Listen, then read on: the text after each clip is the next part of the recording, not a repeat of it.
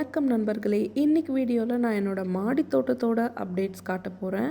நான் என்னோடய கோவக்காய்களை பறிக்க ஆரம்பிச்சிட்டேன். பார்த்திங்கன்னா குட்டி குட்டியாக இருக்க கோவக்காய்கள் என்னென்னா செடி முடிகிற ஸ்டேஜுக்கு வந்துடுச்சு. அண்ட் 4-5 கோவக்காய்கள் தான் இருக்குது. எப்போவுமே செடி ஸ்டார்டிங் ஸ்டேஜில் நிறையா பூக்கள் வரும், நிறைய காய்கள் வரும். அந்த காய்கள் பெருசு பெருசாக இருக்கும்.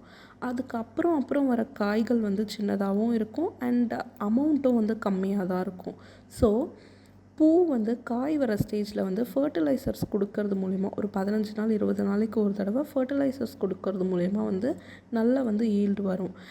மோஸ்ட்லி கெமிக்கல்ஸ் யூஸ் பண்ணாமல் வெஜிடபிள் வேஸ்ட்டில் ப்ரிப்பேர் பண்ண ஃபர்டிலைசர்ஸ், இல்லைன்னா கவுடங்கில் வந்த ஃபர்டிலைசர்ஸ், இந்த மாதிரி நேச்சுரலான ஃபர்டிலைசர்ஸ் யூஸ் பண்ணுறது ரொம்ப நல்லது. ஆர்கானிக்காக நான் டீ டஸ்ட் யூஸ் பண்ணுவேன். அண்ட் அரிசி பருப்பு இதெல்லாம் கழுவுன தண்ணியும் யூஸ் பண்ணுவேன். அதை விட மேலே எந்த ஃபர்டிலைசர்ஸும் இது வரைக்கும் யூஸ் பண்ணதில்லை. என்னுடைய கார்டனில் வர ஈல்டு எனக்கு போதும் அப்படின்றதுனால நான் இதுக்கு மேலே எந்த ஃபர்டிலைசர்ஸையும் யூஸ் பண்ணலை. உங்களுக்கு நேச்சுரலான ஃபர்டிலைசர்ஸ் என்ன கிடைச்சாலும் யூஸ் பண்ணிக்கோங்க உங்கள் தோட்டத்தில். அண்ட் கத்திரிக்காய் செடியில் போன வாட்டி சுத்தமாக பூக்களே வரல. ஆனால் இந்த வாட்டி நிறைய பூக்கள் வந்திருக்கு.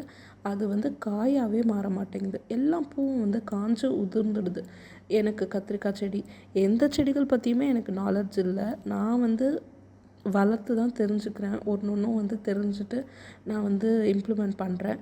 எனக்கு இதை பற்றி யாருக்காவது தெரியும்னா கத்திரிக்காய் செடியில் வந்திருக்க பூ எல்லாமே காய்களாக மாறுறதுக்கு என்ன பண்ணணும் அப்படின்னு யாருக்காவது தெரிஞ்சால் எனக்கு கமெண்ட்டில் தெரியப்படுத்துங்க.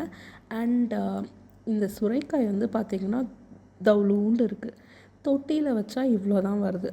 ஆனால் கிரவுண்டில் கீழே வச்சது அப்படியே பார்த்தா பெருசாக வந்தது. ஸோ நிலம் இருந்தால் கண்டிப்பாக செடிகள் நிலத்தில் வைக்க ட்ரை பண்ணுங்கள். தக்காளிகள் வந்திருக்கு.